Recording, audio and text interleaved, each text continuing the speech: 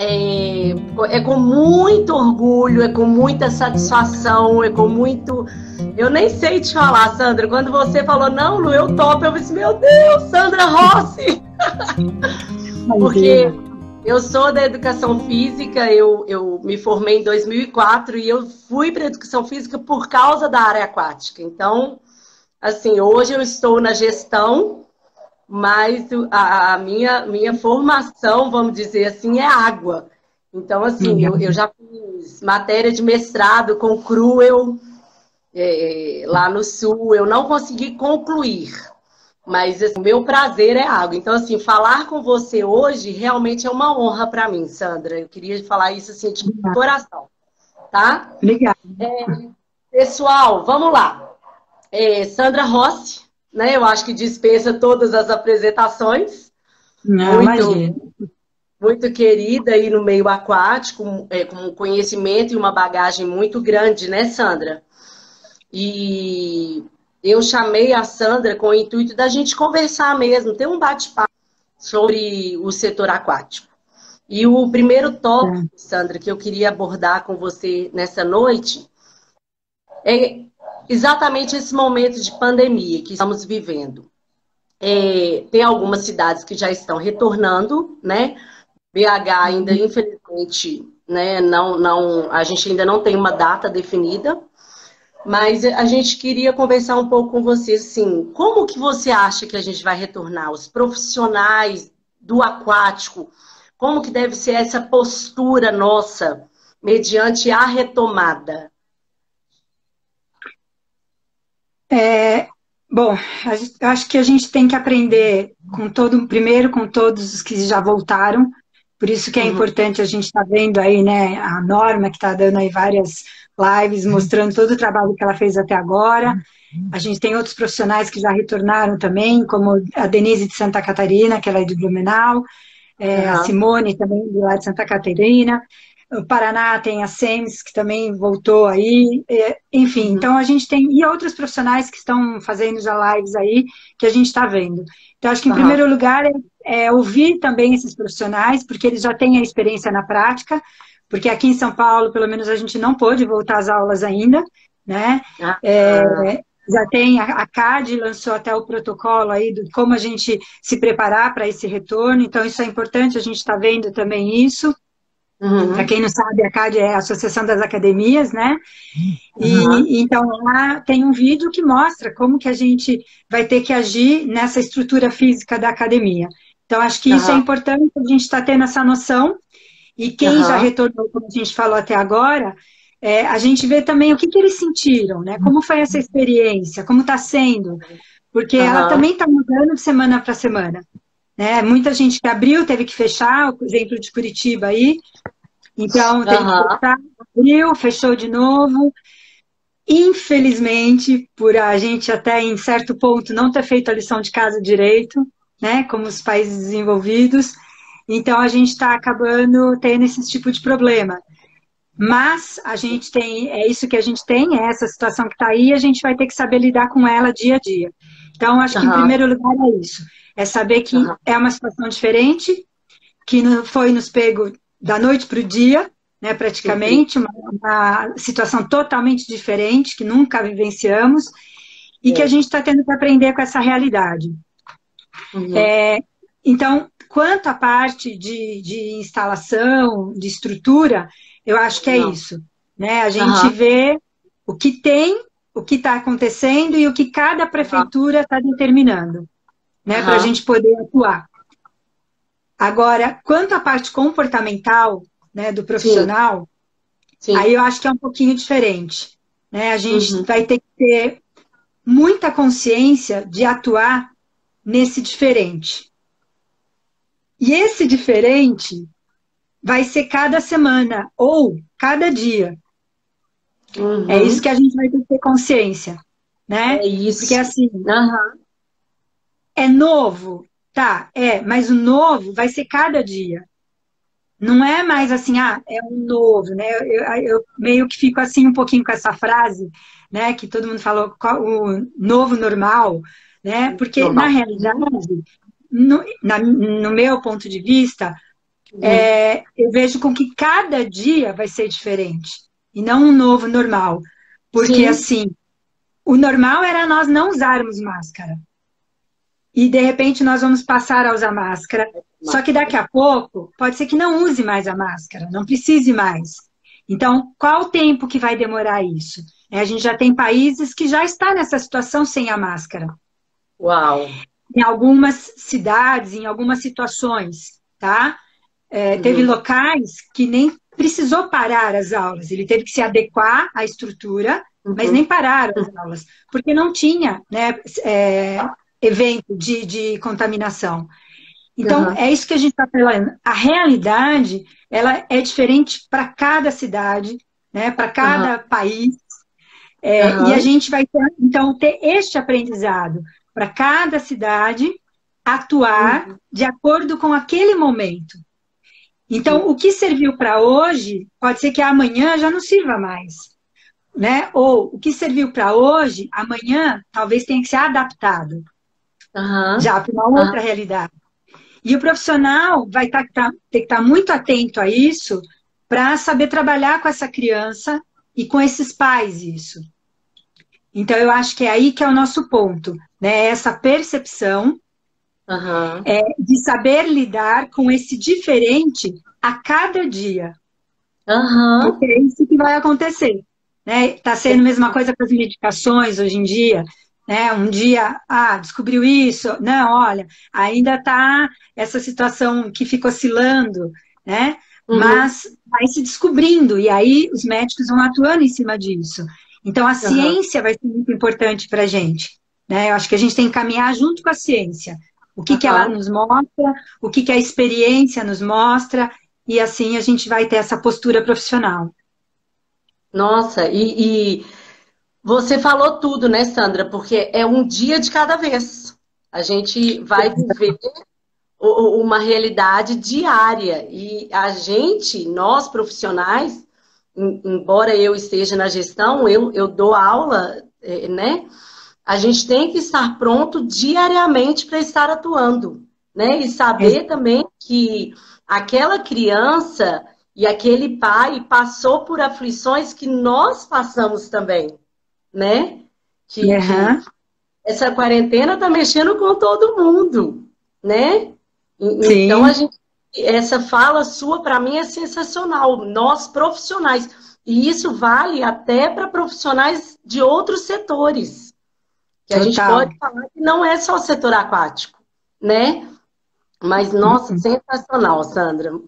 Se você analisar, uma experiência que é realmente para todo mundo, né? Você vê aí todo o setor hospitalar, toda a adaptação que eles estão tendo que fazer, né? O emocional deles, como está altamente comprometido, porque nós estamos vendo de fora, alguns já infelizmente estão passando na pele com algum parente ou um amigo muito próximo, mas eles não, eles estão vivendo isso todos os dias na pele, né?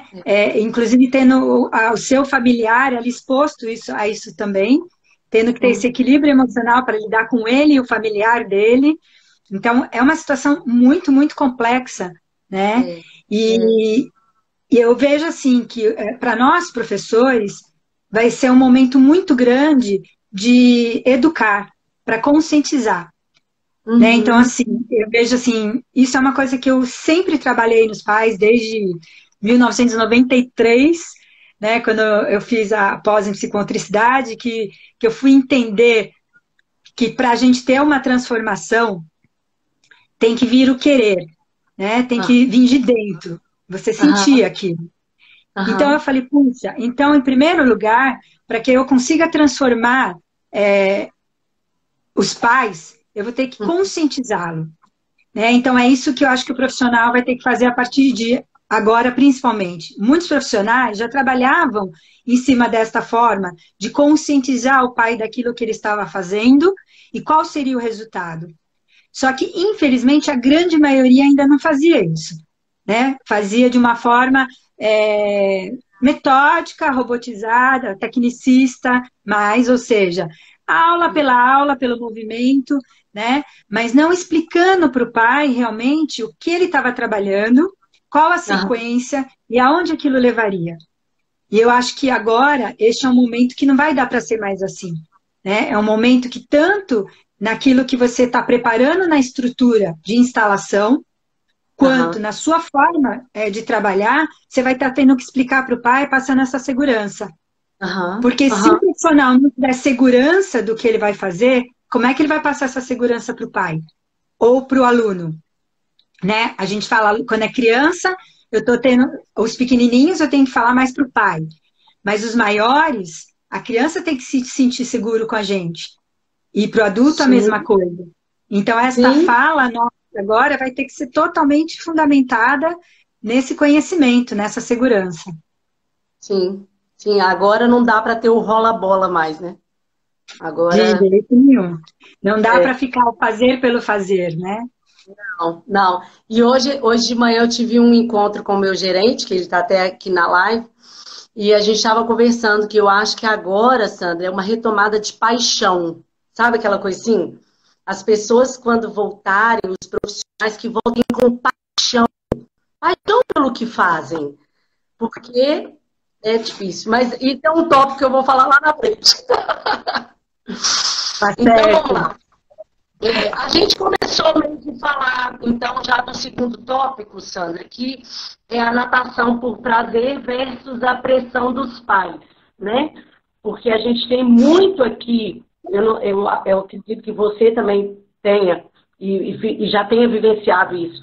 A gente está fazendo alguma atividade e o pai na beirada da piscina assim, bate perninha, bate perninha. Não, não, isso não precisa, né? Então, assim, queria que você falasse um pouquinho, assim, a natação por prazer versus essa pressão. Tá. Bom, primeiro assim, eu acho que a gente tem que deixar claro, já que o prazer já está mais do que claro na cabeça de todo mundo, que ele é importante para o processo de aprendizagem. E isso é Sim. tão antigo, tá, que desde de 1818, Pestalozzi, né, que é um pedagogo suíço, ele tinha uma frase, ele colocava assim, eu até anotei aqui para não falar errado, né, que prover à criança bons exemplos. O que é isso? É considerar que uma ajuda mínima à criança pode desenvolver o espírito de observação e exercitar a memória. Em vez de Ah, obrigá-la a estudar, despertar nela a motivação ao estudo. Então, a mesma coisa, ao invés de despertar nela, de obrigar a nadar, despertar nela, né, o prazer. prazer de nadar, o prazer de estar na piscina. Então, Uhum. isso não é uma fala nova, a gente vai ficar falando muito agora e achando que é novo, e a gente já vê que tem profissionais que trabalham desde 1818, e antes até deveria ter, né? Mas eu sei Ah, que ele foi o que mais ou menos revolucionou essa questão da pedagogia para mostrar que a criança não tinha que ter palmatória, né? Ou seja, que aham, alguns amarravam, né, a mão da criança, batiam, e aí ele mostrou que não, que tinha que desencadear nela o prazer de estudar. E como que era feito aham, isso? Do que ela se descobrir. Então, assim, isso foi, é o que eu falei, em 93 foi uma coisa que, quando eu me formei, eu fiz todo um trabalho com a equipe dos professores, e não só dos professores, toda a recepção, pessoal da limpeza, todo mundo conscientizando que se a gente não trabalhasse os pais, em uhum, primeiro lugar, você uhum, poderia plantar bananeira que você não iria convencê-lo, né? Ou seja, a criança iria adorar, mas o pai aham, não estaria convicto daquilo. Então, uhum, em primeiro lugar, a gente tem que, é aquilo que a gente está falando no início da conversa, é conscientizar. Se eu não conscientizo a pessoa, ela não se educa para isso, ela não compreende isso. É a mesma uhum, coisa. A máscara agora, tá? O que acontece? As pessoas não estão conscientes ainda, a maior parte, lógico, né? Que ela aham, precisa usar a máscara para protegê-la e proteger o outro, principalmente o aham, outro, né? Só que aham, a maior parte você vai usando a máscara de forma inadequada, no queixo, né? Ou seja, com ela na mão. Parece que ele está uhum, enganando o outro, mas ele está enganando a si, né? A si assim, próprio. Ou uhum, seja, ele não está conscientizado, então ele não é um ser educado. Então, uhum, se a criança, a mesma coisa, se a gente conscientizar ela desde pequenininha, então ela vai ser um adulto consciente, um adulto educado. Então, o Aham. pai, na nossa escola, nas nossas aulas, é a mesma coisa. Se eu não Uhum. sentar com ele e não Uhum. explicar realmente o que eu estou trabalhando, o porquê e aonde eu vou chegar, ele não vai Uhum. entender o que você está fazendo. Então, vai ser essa eterna briga com ele de que, para brincar, ele fica em casa, né? É Ou ele já isso. aprendeu a nadar, eu tiro. Entendeu? Se Uhum. ele realmente não compreender o que você está fazendo e qual vai ser esse processo metodológico teu, tá? Aham. Para que Aham. chegue em algo e aí ele comprar essa ideia, né? Porque ele precisa comprar aquilo que você está propondo também, porque senão ele não vai ficar. Então, Sim. isso nós fazíamos muito na nossa escola, né? Eu tive academia por 25 anos, e Aham. realmente eu tinha muito pouco problema com pais, porque quando ele entrava na academia, primeiro que a maior parte já vinha por indicação, porque não adiantava a gente ficar fazendo propaganda, porque era tão diferente o trabalho, tão diferente, que as pessoas precisavam ouvir de alguém para ver que aquilo dava resultado, Uau. realmente. Aham. Então, a maior parte que vinha na academia já era indicado, tá? A Uhum. nossa venda de balcão, a maior parte era indicado. Então, esse processo de venda se tornava até mais fácil, tá? Porque a gente brincava que já era uma venda pronta, né? Pronto. Feita. Porque o Aham. cara sabia que o filho do vizinho fazia lá e via o resultado na piscina do condomínio dele, via o resultado no clube. Até os nossos pais chegavam e falavam: Nossa, Sandra, o pai me parou para perguntar onde meu filho, se meu filho fazia natação e aonde. Realmente, Nossa. porque as pessoas viam um pequenininho lá dominando totalmente aquele corpo na água, né? Tendo Aham. sobrevivência, autonomia e principalmente o prazer e querendo ir para a aula todo dia, né? No- Chorando para sair. Então, Aham.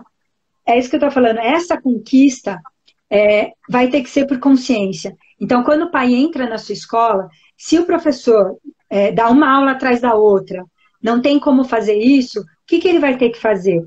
Ou a coordenação, ou a direção é que vai ter que fazer esse trabalho. Sim. Puxa, Sandra, nenhum dos dois vão fazer. Então, será que você não pode fazer como professor? Como? Ou nos 5 minutos iniciais ou nos 5 minutos finais da aula. Chama esse Uau. pai na piscina, né? Lógico, vai ter que ver se a escola autoriza isso, né? Uhum. Então, se a escola não autoriza isso, não faz isso, então você vai ter que ter uma conversa ali. Porque você Aham. trabalha ali, você acredita nisso, e foi o que eu Aham. fiz em 1992, finalzinho de 2 para 3, com o meu chefe. Na época eu não era proprietária, eu era ainda coordenadora. E eu propus isso para o meu chefe. Tá? Eu falei para ele, olha, eu gostaria de implantar um trabalho aqui. Você topa? E expliquei todo o trabalho para ele, ele ouviu, falou, vai dar resultado? Eu falei, olha, eu acho que sim, mas eu só vou Aham. poder te mostrar, garantir quando acontecer. Aham. E ele falou, então tá bom. Graças a Deus, na época ele topou, né? E E foi aí que foi toda a metodologia fundamentada nesse desenvolvimento psicomotor que a gente está falando até agora. aham. E aonde, então, para isso, tinha que ter essa conscientização dos pais. Porque a criança não ia ficar lá, a natação não ia ser só a aprendizagem dos 4 nados. Ia ser muito mais que isso. Ia ser aquilo que a gente fala tanto hoje, desenvolvimento dela global, né? Aham. Seria o cognitivo, o emocional dela, o social. Então, a aula de Aham. natação não seria só a parte motora dentro da aprendizagem do nado, mas Uhum. sim todo o desenvolvimento dela através da água. Então, ela Nossa. teria essa autonomia, né, na água por causa dessa aprendizagem corporal também. Então, Uhum. Lu, eu acho que assim, para que a gente consiga fazer esse pai ficar tranquilo e acreditar no que a gente vai estar fazendo, Aham. primeira coisa, a gente precisa estar seguro do que a gente vai fazer, Tem... né? Aham. O professor tem que ir para a aula muito consciente, tranquilo, sem Uhum. medo, Aham. acreditando naquilo que ele vai estar fazendo, né, para Uhum. poder realmente passar essa segurança para o pai e para o aluno. Uhum. E só pegando um gancho aí, Sandra, eu acho que estamos em quarentena, estamos dentro de casa, então vamos aproveitar e estudar, né? Exatamente. Vamos ganhar mais conhecimento. Não, não ache que esse tempo de quarentena é um tempo perdido. É um tempo que você pode estar ganhando conhecimento para falar com o pai, né? Exatamente. Para ter poder de conhecimento na hora de chegar na beirada da piscina e expor a sua aula, né? Exato. A gente está tendo aí tantas lives, né, de Aham, tantos profissionais. Eu não vou aham, nem citar nenhum aqui para a gente não menosprezar um ou outro, mas a gente está tendo você fazendo e vários outros profissionais. O que a gente mais está tendo neste momento são lives, cursos online, gratuitos, né, sim, pagos bem pouco. Então, assim, realmente é um momento de aprendizagem. E se você não quer fazer nada disso, que você não gosta de estar no mundo online, tem livros. sim. Quantos livros você leu nesse período, né? Nossa, é muito Então, isso. tem gente que não leu nenhum livro. É. E, eu não tenho livro, né? Eu não tenho dinheiro. A internet você tem. Então, no Google, joga lá. Tem um monte de artigo científico lá, só vê a fonte. Vai nesses artigos científicos. Então, ou seja, a gente fala que só não evolui quem não quer. Não quer. Quem não quer. É isso. É isso. E, Lu, se você me permitir, tem Aham. uma colocação aqui que eu acho que é bem importante a gente colocar, que eu vi aqui, é que não dá para eu ver o nome, mas deixa eu ver se eu consigo. Chama, não sei se acho que é Ilene Gomes, tá? Que ela está Aham. até colocando para a gente a questão do abraçar, que a gente não Aham. vai poder mais abraçar. É. Isso entra dentro daquilo que a gente falou, do diferente por um período, tá? Uhum. Então é a gente Uhum. saber como lidar isso nesse período, mas daqui a pouco talvez a gente possa voltar a abraçar. Porque é isso que a gente falou. Daqui a pouco, encontra uma medicação para esse vírus. Os estudos estão sendo super fortes aí. De repente Uhum. vem a vacina. Então, tudo vai mudar de novo. Então, por isso que a Vai. gente falou que é o diferente e o É. novo a cada dia. E não um Tá. novo, não um novo normal. Esse normal que eu questiono, né? Porque eu Aham. coloco como novo diferente. Porque a cada dia ou a cada semana, ou a cada mês, é esse Aham. diferente que a gente vai ter de acordo com esses estudos que vão encontrando as medicações para lidar com essa situação. Então, Sim. a gente não tem que ficar, ai, nunca mais vou poder abraçar. Não, a gente vai poder Vai. voltar a abraçar. A gente não sabe Aham. quando ainda, mas a gente vai poder abraçar. Até porque, Vai. pelo que a gente tem visto aí, os estudos, né, a criança, ela é um agente que de pouco de transmissão, né? Aham. Então, lógico que ainda não podemos confirmar isso totalmente, mas os estudos vêm mostrando isso. Então, é Uhum. importante a gente entender isso também. Aham. Enfim, daqui a pouco vai ter, o profissional já vai estar imunizado. Enfim, é Uhum. isso que eu estou falando. É uma realidade que vai ser diferente a cada dia, tá? Aham. E isso E vai vamos mudar o ser nosso poder. criativos, né? Exato. Vamos usar a criatividade. Coloca na máscara um beijinho, coloca na alguma Sim. coisa e vamos usar a criatividade, né? E uma coisa que eu acho que também muito legal, que a gente pode muita gente criticava, e eu sempre defendi esse material, né? A gente tem aí a acadêmica Egli, que fez até palestra sobre isso, sobre a questão de material, Aham, e eu desde 93 também colocava isso nos meus cursos já, a questão da boia, do flutuador de braço, o quanto ele pode contribuir na aula de natação como um material pedagógico, né?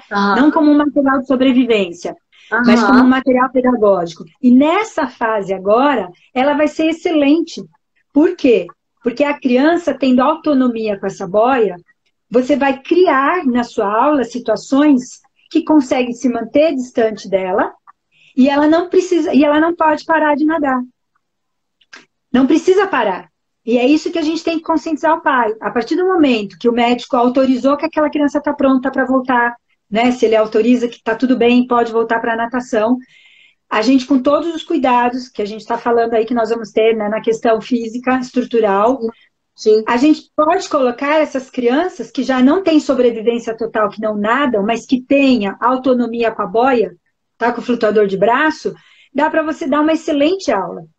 A gente até nossa, trouxe no congresso eu trouxe o Uwe, que foi um alemão no congresso, para desmistificar isso da boia. Porque como eu já falava, eu e muitos outros profissionais já falávamos sobre isso aqui no Brasil, mas muita gente ainda tinha um pé atrás com a boia, né? E a boia, se ela souber ser trabalhada, ela é um excelente material. E agora, mais do que nunca. Porque você vai poder trabalhar tranquilamente, mantendo distância das crianças, tá, com a boia, e fazendo muita coisa com ela. E aí ela vai tendo autonomia, vai conseguindo coordenar os movimentos, né? Vai conseguindo aumentar essa dificuldade do grau do exercício, porque ela vai conseguindo essa habilidade que você está propondo e você vai incluindo outra, e ela vai conseguir esse processo evolutivo. Aí, com isso, essa boia pode ir sendo murcha, né? Vai tirando o ar dela, ela vai murchando, e ela vai tendo essa independência na água, até daqui a pouco ela está nadando com essa boia totalmente murcha, tá? E até ela tirar essa boia. E aí você está mantendo as crianças distantes, você distante dela, numa condição segura na aula de natação. Nossa, Sandra, sensacional. Já peguei essa ideia, já estou levando para minha academia amanhã. Vou comprar um tanto de boia. Pois é, então, turminhas que a gente achava que não dava para trabalhar, dá e muito. Entendeu? Agora, é isso que eu estou falando, a gente vai ter que explicar isso para os pais, né? Ou você pode até começar um trabalho com ela no início, se ela não tem essa autonomia na boia, então, colocando aí, tem que ser um número menor de crianças, né? Para que você consiga manter uma e você está próxima dentro de uma distância, que a gente está falando de um braço, com a máscara, né? Face Shield. Então, você consegue se manter distante dela um pouquinho, mas dando a segurança para ela. Ela, por exemplo, se você tem uma piscina rasa, ela aprende a caminhar com essa boia, tá? Ela tem equilíbrio com essa boia, até ela ir conseguindo tirar esse pezinho do chão. Se você não tem a piscina rasa, você vai ter uma plataforma, onde ela vai estar segura. Sim, né? Então você vai trabalhar também 2 com uma distância, mas que você esteja com aquele brinco, né, de braço de polvo, para não deixá-la cair de jeito nenhum dessa plataforma.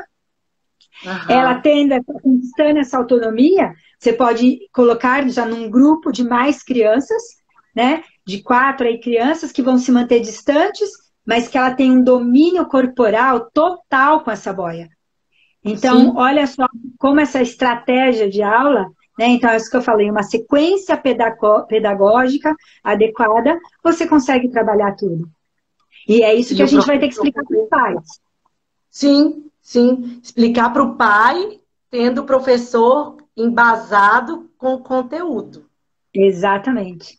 Para isso, é o que a gente falou, o professor precisa se sentir totalmente seguro para poder falar isso para o pai, para ele executar isso.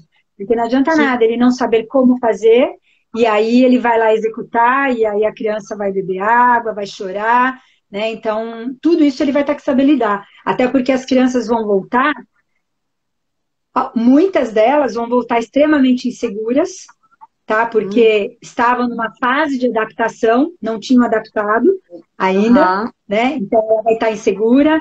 O emocional dela pode estar também abalado, porque como que foi essa relação com o pai em casa, com a mãe? A gente está tendo pais altamente criativos, pacientes, né? Fazendo muita coisa, mas infelizmente a gente está tendo pais que não estão sabendo lidar com essa situação também. Né? Que você está tendo até que dar apoio para esse pai, orientação, né? Para que ele tenha calma, muita calma e paciência. E é o que eu tenho falado para alguns pais que têm entrado em contato, não queira, se você não consegue fazer com a criança, não precisa ter uma sequência de exercício com ela em casa. Simplesmente relaxe e brinque. Então, porque tem pai que não consegue, não adianta. Né? É característica dele. E a gente tem que saber respeitar isso. Então, é isso que a gente tem que orientar esses pais. E aí, cada criança que chegar para a gente vai ter que ter esse equilíbrio emocional também, de saber lidar com a criança e com aquele pai. Nossa, Mas, nossa, que aula, que delícia! Imagina. Ah, meu Deus, nossa, mas é muito legal. Cara, não. Ai, vamos lá. É, baseado nessas coisas que a gente tem falado, de conhecimento, de ganho de conhecimento, um grande amigo meu que está até aí, o Alan, a gente pegou o Inat e viu aqueles gotas de conhecimento todo, né?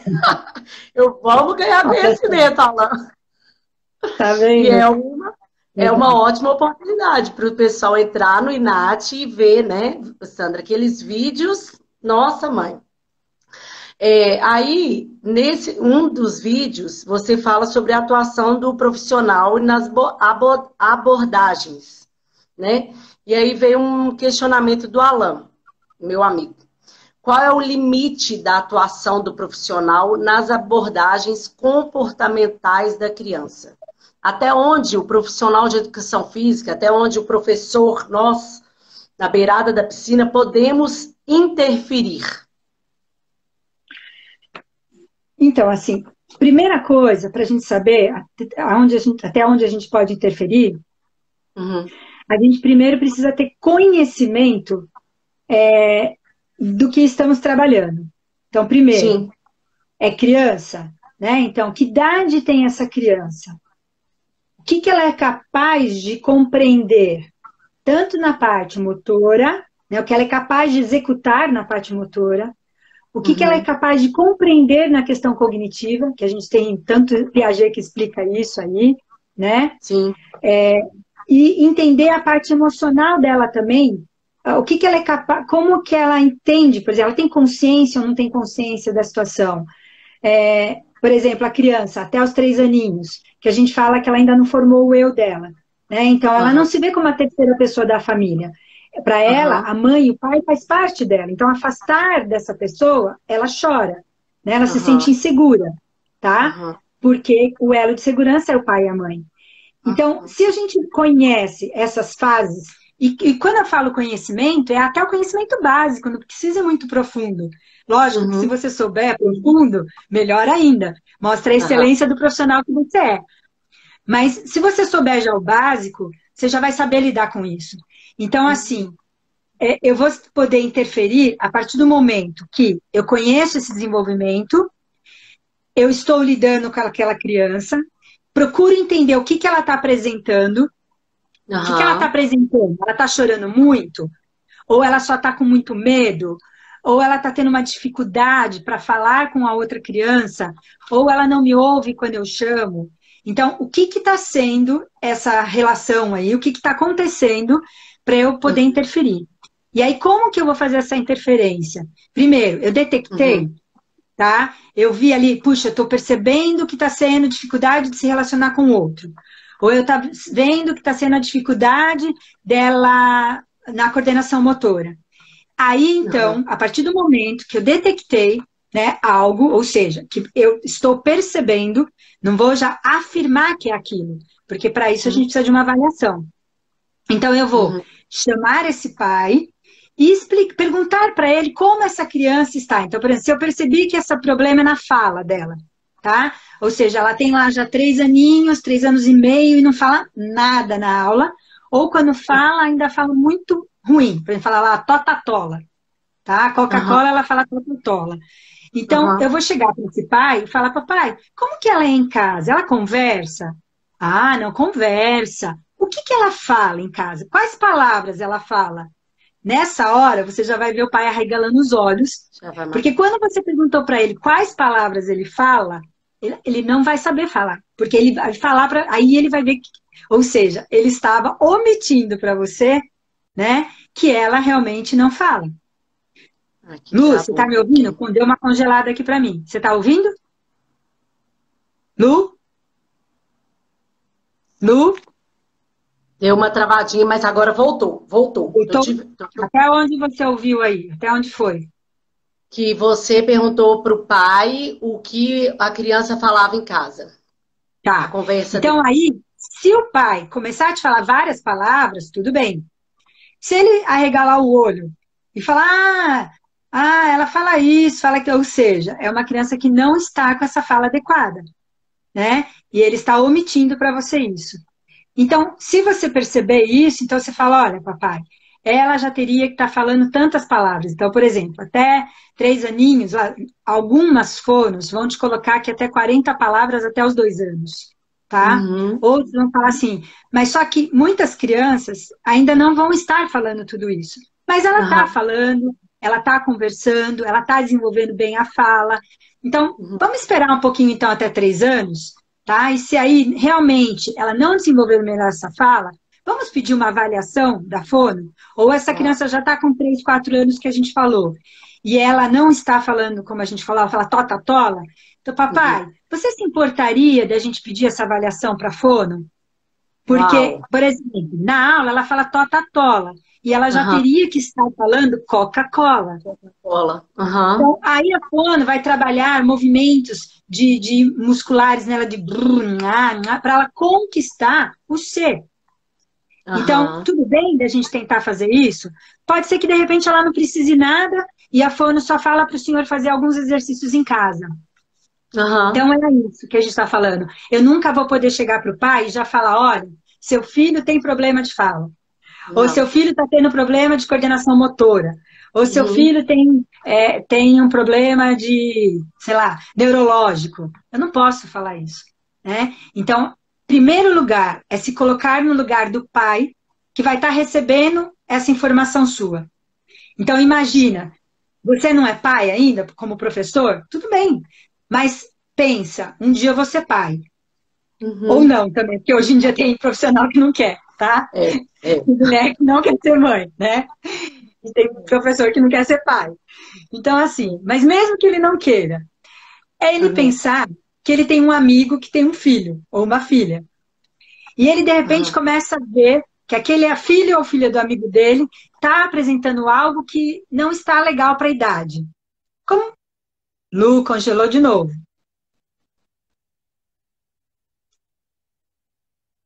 Lu, tá ouvindo ou não? Pessoal, vocês estão me ouvindo? Dá um joinha, por favor.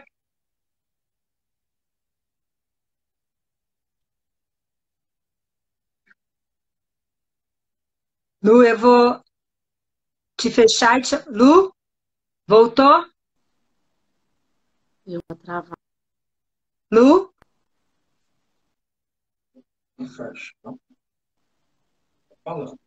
Tá, ela não. Não, não, agora eu tô. Aí, Tudo bem? foi. Tá. Eu tô parando até pedir desculpa pro pessoal, porque eu tô perdendo o teu contato e você, né, tá perdendo. Então, até para a gente poder dar continuidade. Então, Não, mas pode ir. é isso que a gente está colocando. É sempre se colocar no lugar daquele pai que a gente vai dar informação. Porque se é o teu Aham. amigo, como é que você vai falar para ele? Você não vai ter que ter um jeitinho para poder falar com ele? Então é isso, é a Uhum. mesma coisa para o pai, é ter esse jeitinho e não Uhum. afirmar. Até porque não é a nossa função, a gente não pode fazer isso, tá? Sim, e eu acho que também é importante essa relação com o pai, né, Sandra? Que a gente tem batido na tecla agora na live. Se você tem essa intimidade, se o pai sente a segurança em você, no seu trabalho, se você. Aí volta no tópico que a gente falou antes. Se você mostrou para ele conhecimento, se você mostrou para ele que você tem bagagem naquilo que você faz, ele vai te ouvir, né, Sandra? Exato, Ele vai saber que você não está ali brincando, né? Então, exato, assim, eu acho que a gente tem que entender essa relação também, né? sem dúvida. Para você É. ter ideia, às vezes eu chegava a ter reuniões com alguns pais 2 horas e meia. Eu xerocava todo o problema que a criança estava apresentando na aula, Uhum. xerocava todo o material que eu tinha, para poder Aham. chegar na reunião com o pai embasada. Né, o professor me apresentava o problema, e se era um problema bem complexo que estava tendo, que na aula não seria o suficiente o tempo para ele conversar, então ele me passava, aí eu xerocava de todos os livros, tudo sobre aquela situação, desculpa.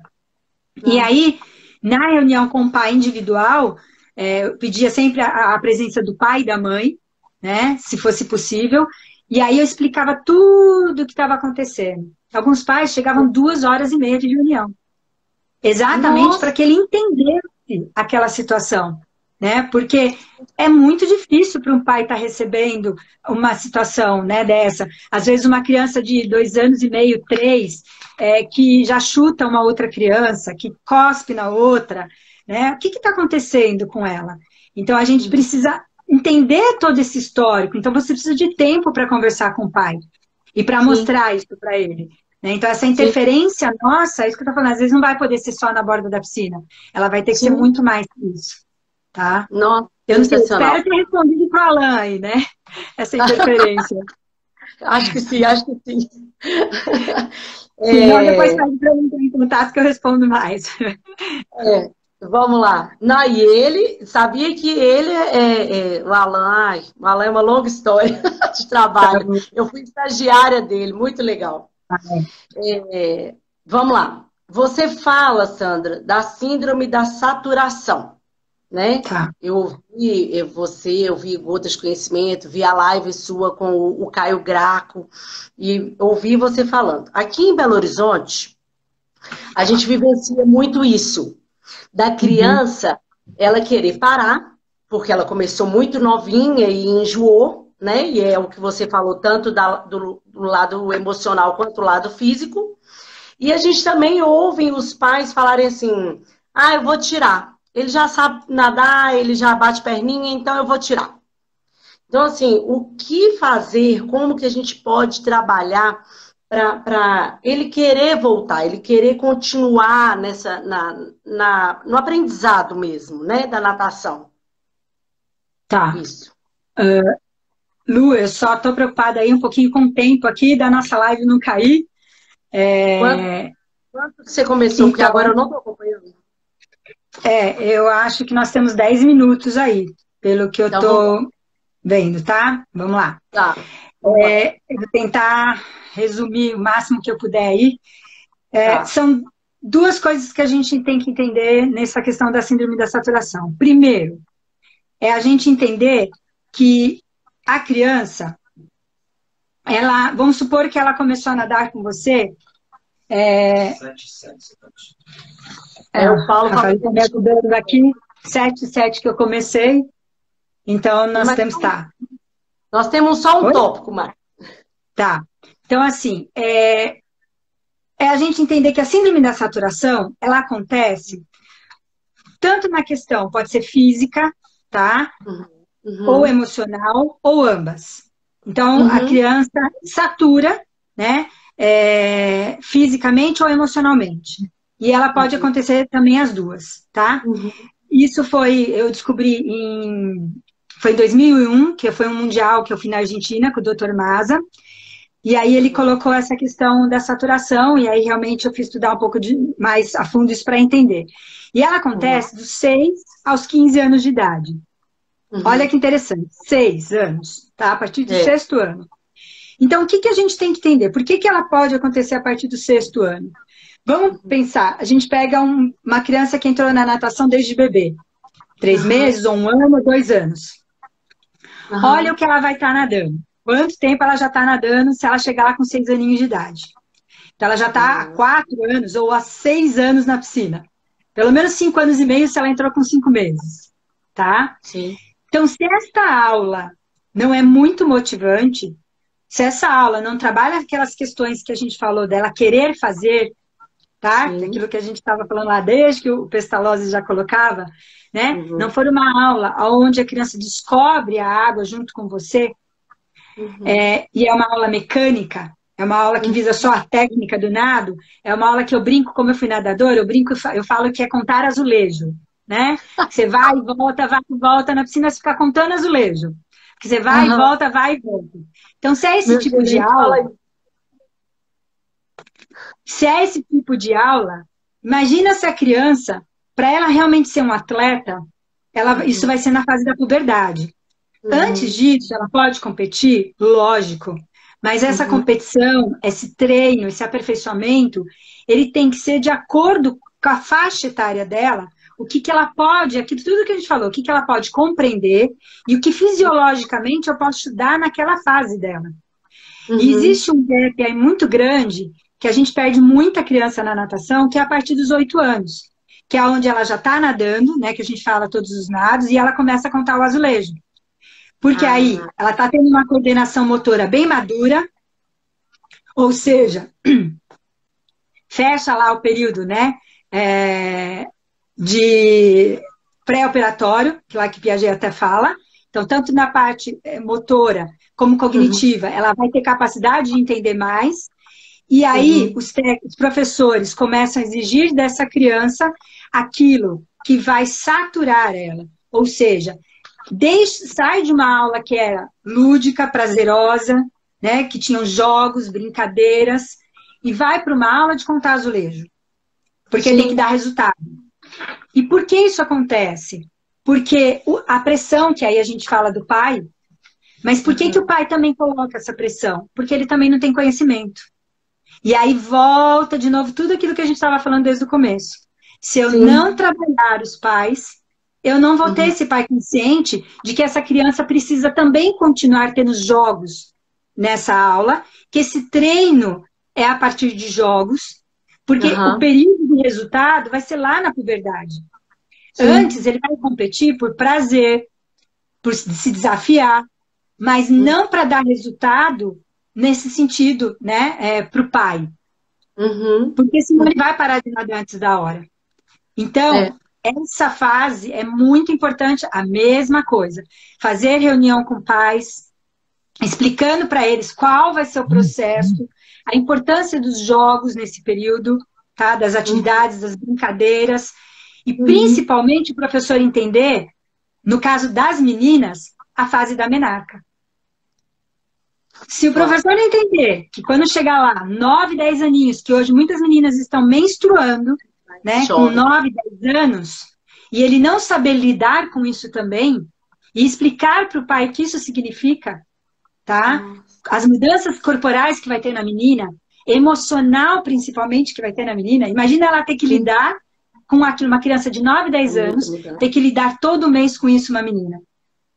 Deu para entender? Nossa. Então, é isso que a gente está falando. Se o profissional não estuda aquilo que ele está fazendo, ele não vai, a gente vai continuar perdendo criança na natação, e não só na natação, em vários esportes.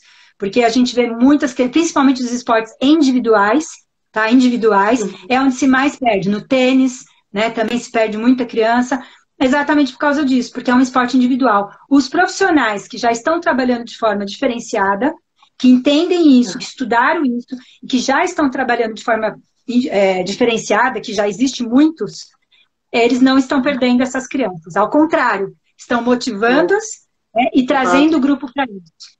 Tá? Sim. Acho que fechou rapidinho aí. Não, e dá tempo da gente ir para o último tópico, que eu acho que é o fechar tudo.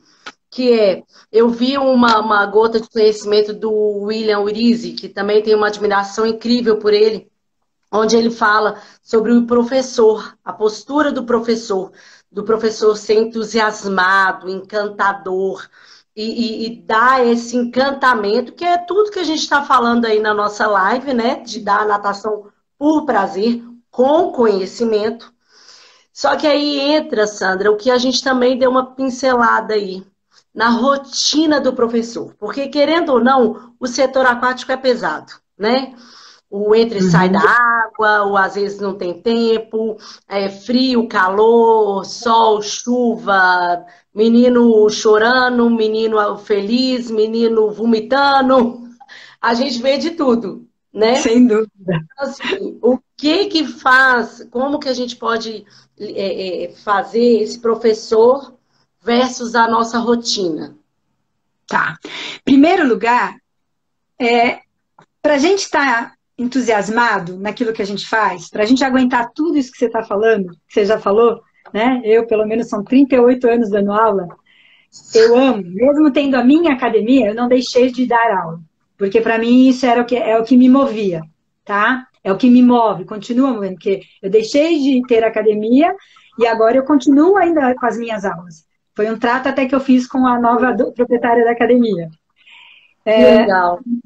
Por quê? Porque é o que me move, é o que eu amo fazer da aula. Então, é isso que eu ia colocar agora. Para eu ter entusiasmo, Primeira coisa, eu preciso fazer algo que eu gosto. Porque se eu não faço aquilo que eu gosto, eu não vou conseguir saber lidar com essas adversidades do dia a dia. Toda profissão, tudo que você optar fazer, você vai ter adversidade. É só pensar, um dentista, olha a posição que ele fica atendendo o paciente dele, né? Então, ele fica inclinado lá o tempo todo, quanto esse corpo deve doer? Às vezes ele fica 2 horas na boca do paciente. Um cirurgião, tem cirurgião que chega a ficar 10 horas numa cirurgia sem poder comer. Ele fica em pé sem poder comer. 10 horas, tá?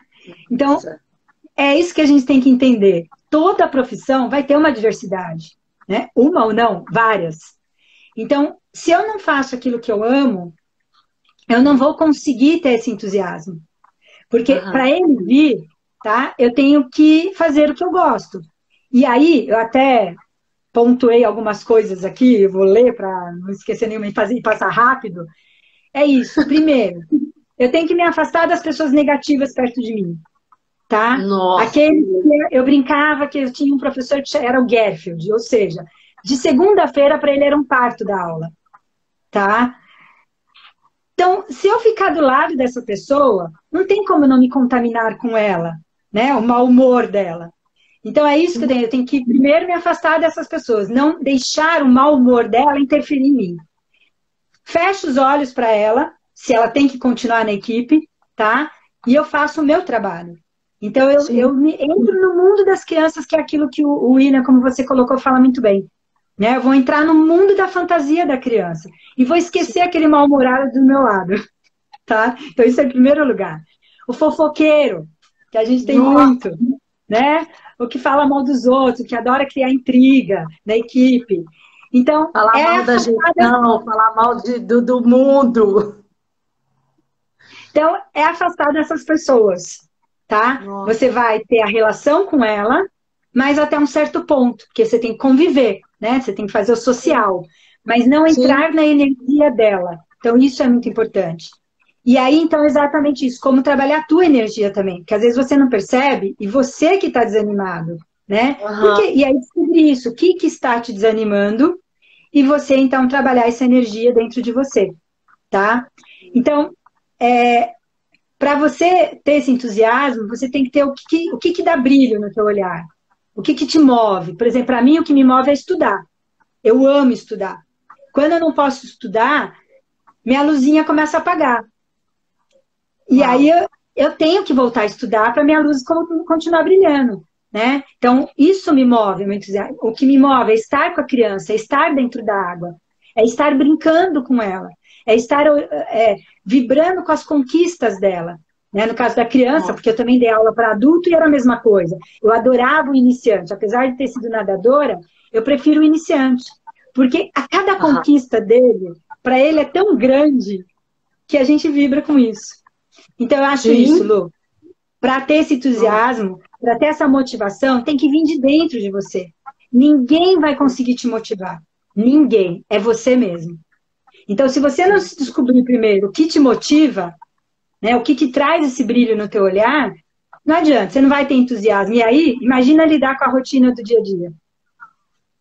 É insuportável.